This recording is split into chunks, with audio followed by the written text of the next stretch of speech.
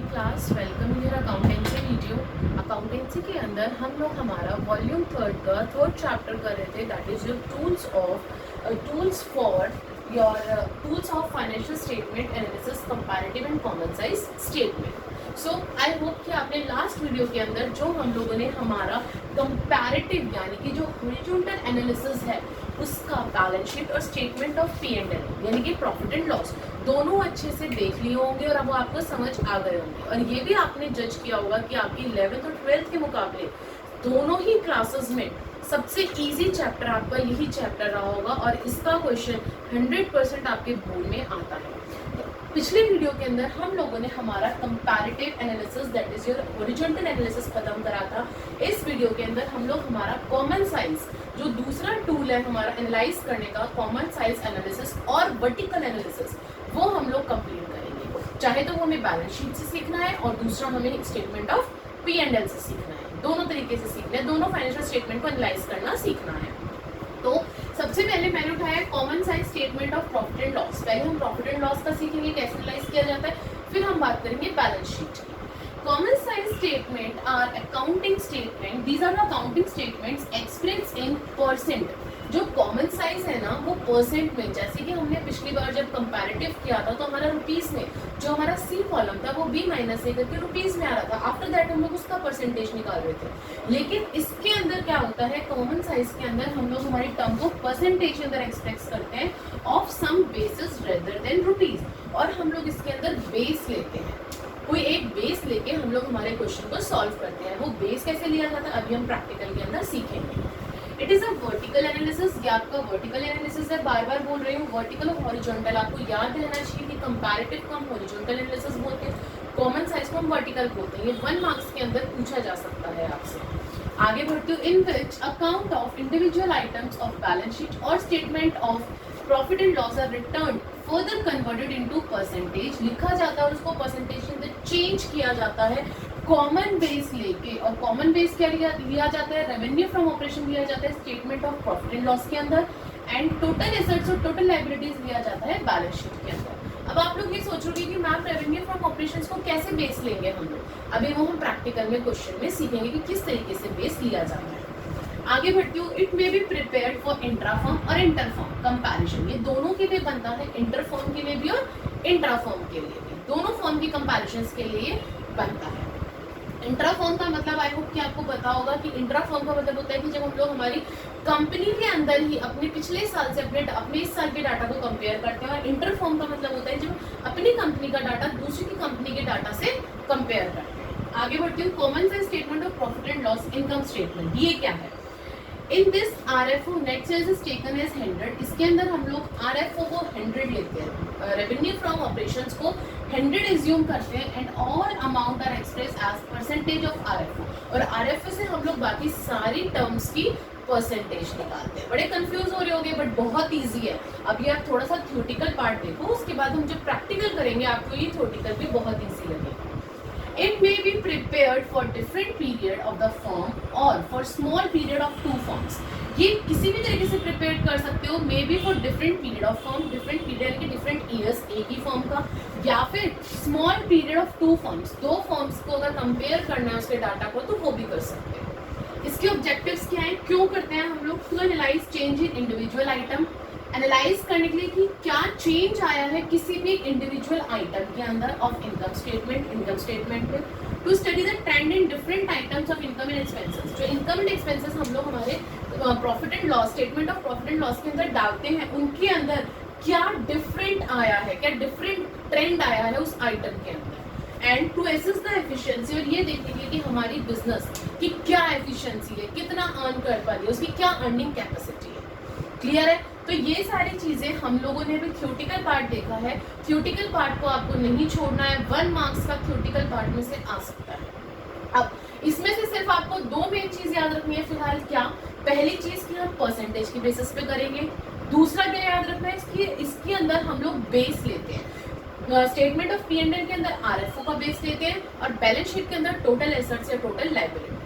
ये चीज हमें प्रैक्टिकल के लिए फिलहाल याद रखनी है। बाकी जो थ्योरेटिकल पार्ट है ये आपको याद करना है ताकि आप लोग 1 मार्क्स एटलीस्ट अगर इसमें से कुछ आ सके तो वो गेन कर सके। अब हम इसका एक प्रैक्टिकल का क्वेश्चन देखते हैं। यस क्लास, अब हम लोग हमारा common size statement of P and L का एक बहुत ही बढ़िया सा क्वेश्चन देखते हैं। जो आप लोग इस क्वेश्चन में करेंगे वही आपको हर क्वेश्चन में स्टेप फॉलो करना है और कोई स्टेप नहीं है इसके अंदर फॉलो करने के लिए। तो आते हैं हम लोग, क्वेश्चन बोल रहा है prepare common size statement of profit and loss from the following information given है। Statement of P and L के लिए मैंने आप लोगों को बार बार बोला है कि क्लास इसके लिए फॉर्मेट आपको याद होना जरूरी है। इसका फॉर्मेट आपको वो क्वेश्चन में मेंशन नहीं करेगा, वो सामान जो है वो आइटम्स जो है वो ऊपर नीचे दे सकता है इन्फॉर्मेशन, तो इसके लिए फॉर्मेट आपको याद होना चाहिए। पहले हम लोग फॉर्मेट इन्फॉर्मेशन देखते हैं क्या क्या दे रखा है, उसके हिसाब से फॉर्मेट रेडी करेंगे। सबसे पहले रेवेन्यू फ्रॉम ऑपरेशन है, कोई नहीं। अदर इनकम है, okay. Purchase of stock and trade, change in inventories of stock and trade, other expenses, rate of income tax, ठीक है। अब जो इन्फॉर्मेशन हमें दे रखी है उसके बेसिस पे पहले हम लोग हमारा फॉर्मेट रेडी करेंगे, फिर हम लोग हमारी अमाउंट्स को डालेंगे। सो क्लास आगे बढ़ते हैं। सबसे पहले आप डालेंगे common size statement of profit and loss, उसके बाद for the year ended 31 March 2016 and 17। सबसे पहली दो लाइनें आपकी यही होनी चाहिए, अदरवाइज आपके मार्क्स कट हो जाएंगे। आगे बढ़ती हूँ। Particulars, note number, absolute amount, इस बार थोड़ा सा चेंज है।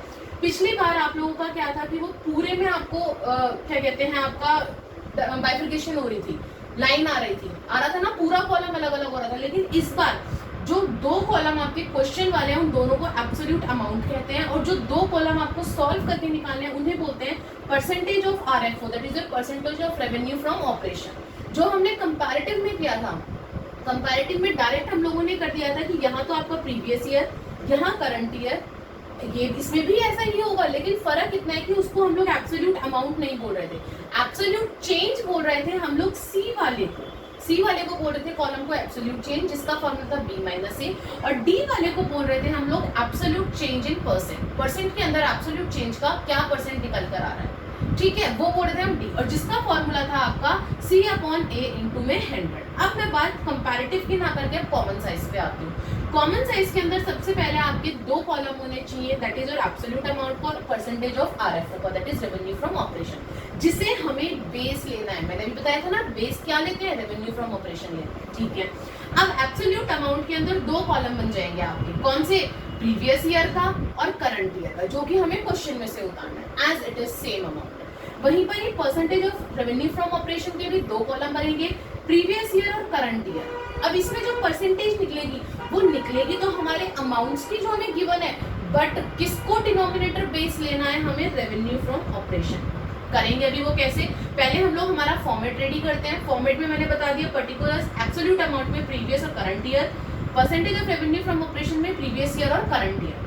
इधर से हमें जो जो अमाउंट गिवन थे उस हिसाब से अपना फॉर्मेट बनाएंगे। रेवेन्यू फ्रॉम ऑपरेशन, हाँ जी, फर्स्ट रेवेन्यू फ्रॉम ऑपरेशन, उसके बाद अदर इनकम गिवन था तो मैंने अदर इनकम लिख दिया। फर्स्ट और सेकंड को ऐड करके मेरा आता है टोटल इनकम। इसके अंदर हम लोग फर्स्ट और सेकंड हमारी इन दोनों आइटम्स को ऐड करते हैं, ठीक है। इसके बाद थर्ड के बाद मेरा फोर्थ आता है एक्सपेंसेस। एक्सपेंसेस में मुझे इन्होंने 3 एक्सपेंसेस दे रखे हैं, purchase of stock in trade, change in inventory, other expenses. तो तीनों में एक्सपेंसेस में डाल दूंगी। फोर्थ एक्सपेंसेस में A purchase of stock in trade, B change in inventory of stock in trade. Don't use the sign of change like this, जो मैंने use करा है, जगह नहीं थी इसलिए करा है मैंने। आप लोगों को पूरा चेंज लिखना है, यहाँ पे मेरे पास थोड़ी सी जगह की रिक्वायरमेंट कम थी, इस वजह से मैंने ये चेंज का साइन बना दिया है। आगे बढ़ती हूँ। अदर एक्सपेंसेस, तीनों एक्सपेंसेस लिख दिए। एक्सपेंसेस लिखने के बाद हम क्या करते हैं, फॉर्मेट में सारे एक्सपेंसेस को टोटल करते हैं, टोटल एक्सपेंसेस डाल दिया। आफ्टर दैट क्या आपका जो आंसर निकल के आता है कि हम लोग इनकम में से, यानी कि थर्ड में से हम लोग हमारे फोर्थ को माइनस करते हैं, तो हमारा आता है प्रॉफिट बिफोर टैक्स। क्या आता है, प्रॉफिट बिफोर टैक्स, और उसमें से हम लोग हमारा टैक्स माइनस करते हैं जो कि हमें गिवन है। तो हमने क्या कर दिया, लेस कर दिया टैक्स, तो हमारा 7th पार्ट आ गया प्रॉफिट आफ्टर टैक्स, जो आपको निकालना होता है। क्लियर है, ये हो गया, हमने फॉर्मेट रेडी कर लिया। अब कुछ नहीं करना, सेम आपका मेथड पहले स्टेप में जो प्रीवियस ईयर की अमाउंट है एज इट इज उठा के आप लिख दीजिए। Revenue from operation 7,50,000, 7,50,000, 75,000 other income 75, दोनों को मैंने टोटल करा, मेरा आ गया 8,25,000। उसके बाद purchases of stock in trade 6 lakh, change in inventory of stock in trade 10,000। उसके बाद अदर एक्सपेंसेस 7,500, अदर एक्सपेंसेस 7,500। सारे एक्सपेंसेस को मैंने प्लस करा, मेरा आया 6,17,500। क्लियर है।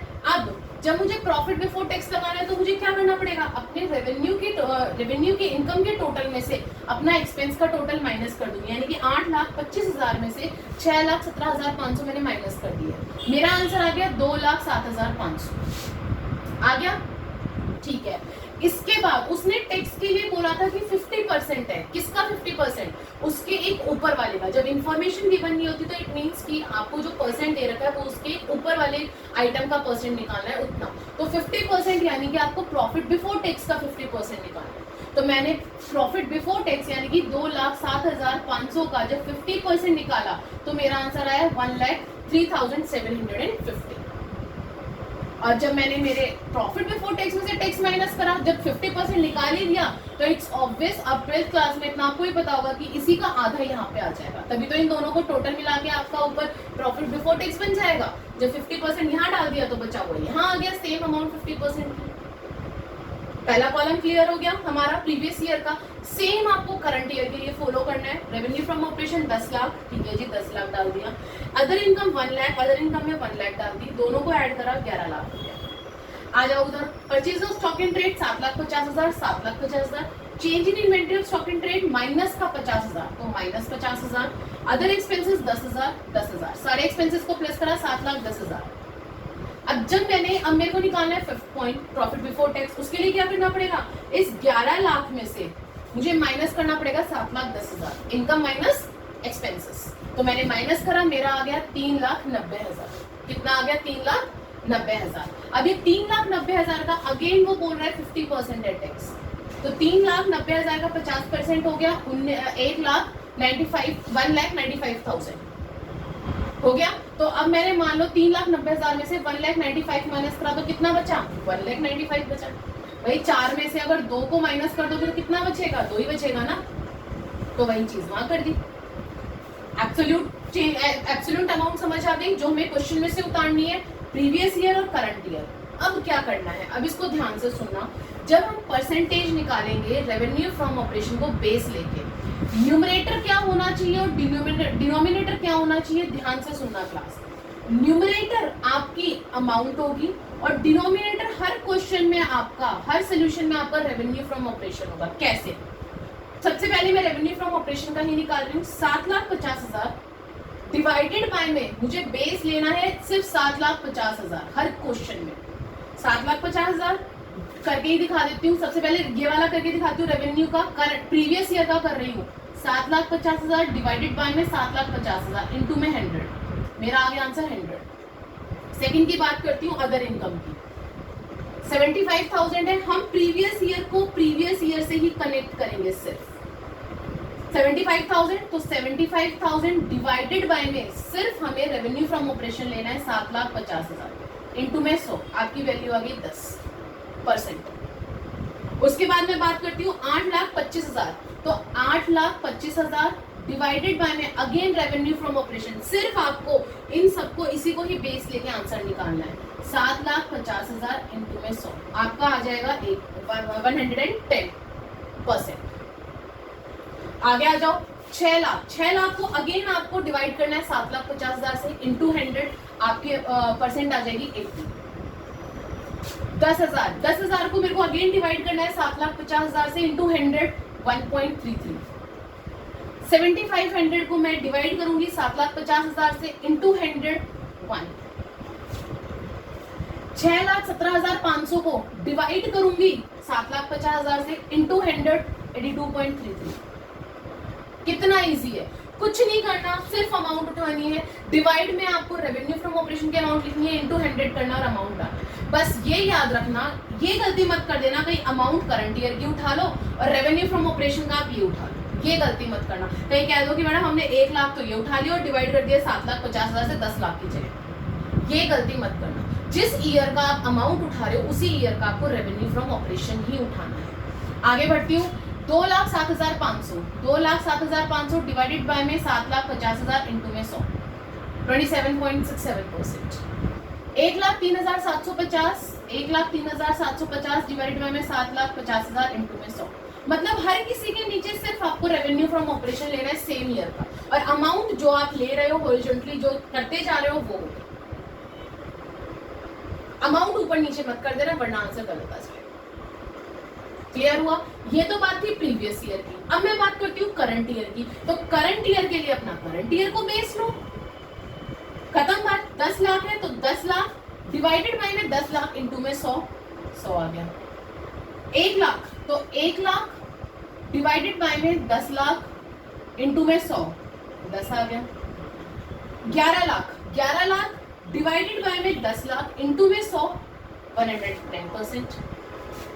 7,50,000 डिवाइडेड बाय में 10 लाख इंटू में 100 75। माइनस 50,000 डिवाइडेड बाय में 10 लाख इंटू में 100 माइनस का 5। 10,000 डिवाइडेड बाय में 10 लाख इंटू में 100 1। 7,10,000 डिवाइडेड बाय में 10 लाख इंटू में 100 71। 3,90,000 डिवाइडेड बाय में 10 लाख इंटू में 100 39। 1,95,000 डिवाइडेड बाय में 10 लाख इंटू में 100 19.5। 1,95,000 डिवाइडेड बाय में 10 लाख इंटू में 100 19.5। अब बताओ इससे इजी भी कोई 4 नंबर का क्वेश्चन आ सकता है जिसमें सिर्फ आपकी कैलकुलेशन अच्छी होनी चाहिए, दैट्स इट। और वो भी आपको डिवाइड और मल्टीप्लाई करना आना चाहिए। पूरे 11th-12th में इससे इजी 4 नंबर का क्वेश्चन कहीं नहीं मिलेगा, वो भी प्रैक्टिकल की अगर मैं बात करूँ। सिर्फ आपको बेस याद रखना है कि हाँ हमारा जो बेस है वो रेवेन्यू फ्रॉम ऑपरेशन और सेम ईयर का, प्रीवियस की बात कर रहे हैं तो प्रीवियस का, करंट की बात कर रहे हैं तो करंट का। ये चीज आपको माइंड में रखनी बहुत जरूरी है। क्लियर है? अब हम लोग देखते हैं, आई होप कि इस क्वेश्चन से आपको समझ आ गया होगा। इससे ज्यादा इसमें और कुछ नहीं है। आप कोई भी क्वेश्चन उठाइएगा, हर क्वेश्चन को इसी तरीके से सॉल्व करना है। Common size of statement of P&L। अब हम बात करते हैं कॉमन साइज बैलेंस शीट की। बैलेंस शीट में हम बेस कैसे लेते हैं और कैसे सॉल्व करते हैं। यस क्लास, अभी common size statement of profit and loss देखने के बाद अब हमारी बारी है पढ़ने की common size balance sheet. Last topic इस चैप्टर का क्लास, ध्यान से सुनना। 4 नंबर बार बार बोल रही हूँ, फ्री के मिल रहे हैं आप लोगों को इस चैप्टर के क्लास, सिर्फ आपको प्लस माइनस करने के। आगे बढ़ती हूँ। Common size balance sheet shows percent relation of each assets in liability to total assets total liability including capital. जैसे हमने statement of profit and loss में हमारा रेवेन्यू फ्रॉम ऑपरेशन बेस लिया था ना, रेवेन्यू फ्रॉम ऑपरेशन को सबका denominator रखा था, उसी तरीके से इसके अंदर हम लोग टोटल एसेट्स और टोटल लायबिलिटी को बेस बनाएंगे क्लास। यानी कि एसेट्स में टोटल एसेट्स को डिनोमिनेटर रखेंगे और लायबिलिटी में जब हर आइटम को हम लोग परसेंटेज निकालेंगे तो हर आइटम के नीचे हम लोग टोटल लायबिलिटी को रखेंगे। है ना इजी? बिल्कुल इजी वो है, सिर्फ आपको डिवाइड और मल्टीप्लाई आना चाहिए। टोटल एसेट्स और लायबिलिटी टेकन एज 100, उसमें हमने रेवेन्यू फ्रॉम ऑपरेशन को 100 लिया था, इसमें टोटल एसेट्स और टोटल लायबिलिटी को लेते हैं। And all amounts are expressed as percent of total, बाकी सब परसेंटेज में निकलता है। It is prepared for different firms in an industry. It facilitates to assess the relative financial soundness and helps in understanding their financial strategy. इससे हम लोगों को क्या फायदा होता है? पहली चीज की हम जो प्रिपेयर करते हैं डिफरेंट फर्म की, इंडस्ट्रीज के अंदर डिफरेंट फर्म की करते हैं और इससे क्या असेस होता है, क्या पता चलता है? रिलेटिव फाइनेंशियल साउंडनेस, कि हाँ हमारे कंपनी की क्या साउंडनेस है, कितना काम है, क्या एसेट्स है, क्या लायबिलिटी है, और हेल्प करता है हमें अंडरस्टैंड करने में हमारी फाइनेंशियल स्ट्रेटजीज को, कि हाँ भी अब हमें हमारी कंपनी को क्या फाइनेंशियल स्ट्रेटजी बनानी चाहिए बैलेंस शीट के रिगार्डिंग। क्लियर है? उसके बाद इसके ऑब्जेक्टिव्स क्या है? सबसे पहला to analyse changes in individual item of balance sheet. Balance sheet के अंदर जो इंडिविजुअल आइटम्स है उसमें क्या क्या चेंजेस आ रहे हैं। To see the trend of different items का ट्रेंड देखने के लिए of assets, equity and liability, सबके अंदर ये देखने के लिए कि आइटम्स के अंदर क्या नया ट्रेंड आ रहा है, क्या चेंजेस आ रहे हैं आपके। To assess the financial soundness, again same चीज की फाइनेंशियल साउंडनेस पता चले हमें, हम समझ सके कि हमारी फाइनेंशियल स्ट्रेटजी क्या होनी चाहिए और क्या है, ताकि हम लोग हमारे डाटा को और अच्छा कर सके, हमारे प्रॉफिट को और ज्यादा बढ़ा सके, हमारी एसेट्स को इंक्रीज कर सके और लायबिलिटी को कम कर सके। सो क्लास, ये थी आपकी कॉमन साइज बैलेंस शीट की छोटी सी थ्योरी। अब हम लोग इसका एक क्वेश्चन देखते हैं कि किस तरीके से कॉमन साइज बैलेंस शीट के अंदर टोटल एसेट्स और टोटल लायबिलिटी को बेस लेते हुए हम लोग परसेंटेज निकालते हैं। अब हम लोगों को सेकेंड एग्जाम्पल करना है जो कि हमारा है कॉमन साइज बैलेंस शीट का। क्लियर है? फॉर्मेट बिल्कुल सेम जैसा आपका कॉमन साइज P&L का था, कैलकुलेशंस बिल्कुल सेम, बस फर्क क्या है कि उसमें हम रेवेन्यू फ्रॉम ऑपरेशन को ले रहे थे डिनोमिनेटर में, यहाँ पे हम लोग हमारे टोटल को लेंगे डिनोमिनेटर में। प्रीवियस ईयर में तो प्रीवियस ईयर का टोटल, करंट ईयर में तो करंट ईयर का टोटल बैलेंस शीट का। बस फिर भी हम लोग एक क्वेश्चन कर रहे हैं, मैं आपको क्वेश्चन करके दिखा रही हूँ, सारे क्वेश्चंस एज इट इज करने हैं। आइए, following are the balance sheet of Star Paints Limited, prepare common size balance sheet as at 31 March 2017 and 16। ये आपको पूरी बैलेंस शीट दे रखी है, इसमें नोट्स टू अकाउंट भी दे रखा है। किस किस में? 2 नोट्स टू अकाउंट है क्लास। नंबर 1 है आपका लॉन्ग टर्म बोरोइंग्स में, नंबर 2 है आपका अदर करंट एसेट्स में। थोड़ा सा कंजस्टेड है, मैं पढ़ के सुना रही हूँ, ध्यान से सुनते जाना कि कहाँ पे क्या लिखा है। सबसे पहले इक्विटी एंड लायबिलिटी में पहला दे रखा है share holders fund. Share holders fund में आपको share capital, reserve and surplus की अमाउंट दे रखी है। सेकंड आपको हेड दे रखा है नॉन करंट लायबिलिटीज, जिसके अंदर लॉन्ग टर्म बोरोइंग्स है, उसमें नोट नंबर 1 है। इसका मतलब लॉन्ग टर्म बोरोइंग्स में आपकी 2 चीजें थी, आपने 2 जगह से बोरोइंग्स उठा रखी हैं, बैंक से और डिबेंचर से, दोनों की अलग अलग अमाउंट दे रखी है। तो हमें क्या करना है, मैंने आपको ये चीज कंपैरेटिव बैलेंस शीट में भी सिखाई थी कि जब भी नोट्स टू अकाउंट में हमें अलग अलग अमाउंट दे रखी होती है तो हमें अपने आंसर में अलग अलग ही शो करनी है, एक हम शो नहीं कर सकते हैं। आगे बढ़ती हूँ, तीसरा हेड दे रखा है करंट लायबिलिटीज के अंदर सबसे पहले शॉर्ट टर्म बोरोइंग्स दे रखी है, ट्रेड पेबल दे रखा है, अदर करंट लायबिलिटी दे रखी है, एंड आपको शॉर्ट टर्म प्रोविजंस दे रखे हैं। ये 4 आपके सब हेड दे रखे हैं करंट लायबिलिटी में। फिर आपको टोटल दे रखा है। आफ्टर दैट एसेट्स, एसेट्स में तो होती ही 2 हेड है, you know very well, non current assets और current assets. Non current assets में 2 हैं आपके, फिक्स्ड एसेट्स जिसमें टेंजिबल एसेट्स दे रखा है और non current investment. Second, current assets के अंदर आपको 4 चीजें दे रखी हैं, इन्वेंट्रीज की वैल्यू है, ट्रेड रिसीवेबल की वैल्यू है, कैश एंड कैश इक्विवेलेंट की, और लास्ट में आपको दे रखी है अदर करंट एसेट्स, जिसमें नोट नंबर दे रखा था क्या कि अदर करंट एसेट्स के अंदर आपकी कौन सा एसेट्स है, प्रीपेड एक्सपेंसेस, उसकी भी अमाउंट हमें अलग से शो कर रखी है। तो हम लोग इसको भी अलग से ही शो करके उसके अंदर दिखाएंगे। क्लियर है? अब आती है हमारी बारी बैलेंस शीट की, आंसर की। मैंने यहाँ पे आपकी वो 2 लाइन नहीं लिखी बिकॉज मेरे पास जगह नहीं थी, लेकिन आप लोगों को वो दोनों लाइनें लिखनी है। That common size balance sheet for the year ended 31 March 2017 and 16 you have to be mention, otherwise आपके मार्क्स कट हो जाएंगे। आगे बढ़ती हूँ, अब मैं मेरा सोल्यूशन स्टार्ट करती हूँ। सेम फॉर्मेट आपका, particular note number, absolute amount में पहले आ जाएगा प्रीवियस ईयर, फिर आ जाएगा current year, percentage of total assets और टोटल लायबिलिटी, या फिर यहाँ लिख सकते हो टोटल ऑफ बैलेंस शीट, कि बैलेंस शीट का टोटल, क्योंकि एसेट्स और लायबिलिटी का टोटल तो हमेशा सेम होता है ना, अलग अलग थोड़ी ना होता है भाई। जो एसेट्स का जिस ईयर, जो लायबिलिटी का इस ईयर का आपका टोटल होगा वही एसेट्स का होगा, जो इस ईयर का लायबिलिटी का होगा वही इस ईयर का एसेट्स का होगा। तो टोटल ऑफ बैलेंस शीट भी लिख सकते हो नॉर्मली आप। आगे बढ़ती हूँ, अब एब्सोल्यूट में आपका previous year, current year, percentage में भी आप बिल्कुल वैसे ही निकालोगे प्रीवियस ईयर और करंट ईयर की। प्रीवियस ईयर को प्रीवियस ईयर से मतलब होगा, करंट ईयर को करंट ईयर से मतलब होगा। क्लियर है? आगे बढ़ते हैं। अब आपको दूसरी चीज क्या करनी है, पहला स्टेप फॉर्मेट बना लिया, दूसरे स्टेप में ये सारा एज इट इज आपको अपने आंसर में छापना है। बस फर्क क्या है कि जो नोट नंबर वाले क्वेश्चंस हैं, उन जो नोट नंबर वाले आपके यहाँ पे एडजस्टमेंट है उसको ध्यान से देखना। Long term borrowings non current liability में डायरेक्ट लिखा था, बट मैंने यहाँ पे नॉन करंट लायबिलिटी में लॉन्ग टर्म बोरिंग्स में बैंक और डिवेंचर्स को अलग अलग दिखाया है। तो आपको भी इनकी अमाउंट अलग अलग दिखानी है। 1 लाख, 1 लाख, 596 और 2,32,000, 2,06,000, 2,32,000, 2,06,000 आपको भी अलग अलग दिखानी है, एक साथ नहीं दिखानी है। दूसरा नोट नंबर था करंट एसेट्स का, अदर करंट एसेट्स का। यहाँ पे अदर करंट एसेट्स के बाद ब्रैकेट में लिख देंगे प्रीपेड एक्सपेंसेस। क्या लिख देंगे? प्रीपेड एक्सपेंसेस, अलग से शो करना है। और अमाउंट आ जाएगी 10,000 और 5,000, 10,000 और 5,000। जब नोट नंबर गिवन हो तब हमें बैलेंस शीट में ना देख के नोट नंबर में देखना है। उतार दिया जी।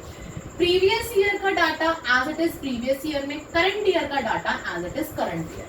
स्टेप नंबर 3, इसके 1 नंबर है आपको। यहाँ तक कोई डाउट कि हमने कुछ नहीं करा, खाली क्वेश्चन को अपने आंसर में उतारा है, दैट्स इट। अब बारी आती है कैलकुलेशन की, आपकी परसेंटेज निकालने की। तो परसेंटेज कैसे निकालेंगे? सबसे इजी क्या, 2,74,000 न्यूमरेटर, डिनोमिनेटर हमें क्या लेना है? टोटल लेना है। तो 2,74,000 डिवाइडेड बाय में 14,20,000 इंटू में 100, 19.30। 1,52,000 डिवाइडेड बाय में 14,20,000 इंटू 100 10.70. 1 lakh डिवाइडेड बाय में 14,20,000 इंटू 100 7.04. 5,96,000 डिवाइडेड बाय में 14,20,000 इंटू 100 49.97. 41.97 सॉरी. 2,98,000 डिवाइडेड बाय में 14,20,000 इंटू 100 20.99. उसी तरीके से आपको एसेट्स में करना है. 5,68,000 डिवाइडेड बाय में 14,20,000 इंटू 100 40. 6,000 डिवाइडेड बाय में 14,20,000 इंटू 100 0.42. 4,26,000 डिवाइडेड बाय में 14,20,000 इंटू 100 30. 3,30,000 डिवाइडेड बाय में 14,20,000 इंटू 100 23.24. मेरे ख्याल से तो कोई डाउट ही नहीं होना चाहिए. जितनी भी अमाउंट है सबको आप डिवाइड करो और इंटू 100 करो, आपकी अमाउंट आती चली जाएगी. और यहाँ 100 इसलिए आया है क्योंकि जब आप 14,20,000 को 14,20,000 से डिवाइड करोगे और इंटू 100 करोगे तो क्या आएगा, 100 आएगा. तो इस वजह से 100 आ गया. तो क्या किया हमने, प्रीवियस ईयर का प्रीवियस ईयर में डाला. उसी तरीके से करंट ईयर का करंट ईयर से कर दीजिए. कैसे, 2,74,000 डिवाइडेड बाय में 8,60,000 इंटू 100 31.86. 70,000 डिवाइडेड बाय में 8,60,000 इंटू 100 8.14. 2,32,000 डिवाइडेड बाय में 8,60,000 इंटू 100 26.98. 2,06,000 डिवाइडेड बाय में 8,60,000 इंटू 100 23.95. 78,000 डिवाइडेड बाय में 8,60,000 इंटू 100 9.07. भाई परसेंटेज निकालेंगे, इंटू 100 तो सब में लगाओगे. न्यूमरेटर आपकी अमाउंट होगी, डिनोमिनेटर आपका टोटल होगा. बस इसी तरीके से एसेट्स में 4,30,000 डिवाइडेड बाय में 8,60,000 इंटू 100 50. 4,000 डिवाइडेड बाय में 8,60,000 इंटू 100 0.46. 2,16,000 डिवाइडेड बाय में 8,60,000 इंटू 100 25.12. 1,40,000 डिवाइडेड बाय में 8,60,000 इंटू 100 16.28.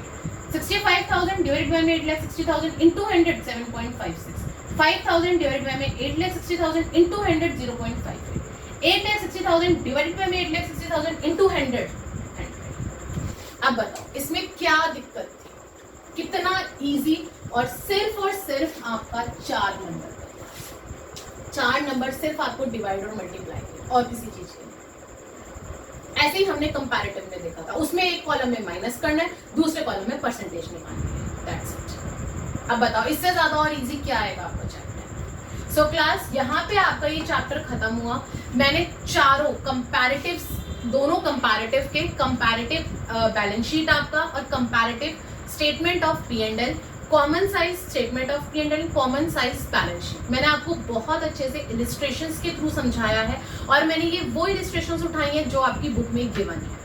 कोई डाउट हो तो प्लीज आप कमेंट बॉक्स में जरूर लिखिएगा, बताइएगा. अगर आपको कोई पॉइंट समझ नहीं आया, कुछ छूट गया है तो मुझे बताइएगा जरूर कि मैम हमें ये चीज समझ नहीं आई है, ताकि मैं उस चीज को और अच्छे से क्लैरिफाई कर सकूं. So please class like, share and subscribe the channel, ताकि अब जो आगे हम लोग थर्ड टूल हमारा पढ़ने वाले हैं. ये हमने हमारे 2 टूल्स पढ़ लिए एनालिसिस करने के, एनालाइज करने के, कंपैरेटिव एंड कॉमन साइज. अब तीसरा टूल रेशियो एनालिसिस हम लोग नेक्स्ट चैप्टर में पढ़ेंगे. That is your chapter number 4 volume 3 का. सब्सक्राइब करेंगे ताकि आप तक इजीली मेरी वो वीडियो नेक्स्ट चैप्टर की, नेक्स्ट टूल की इजीली पहुंच सके. Thank you.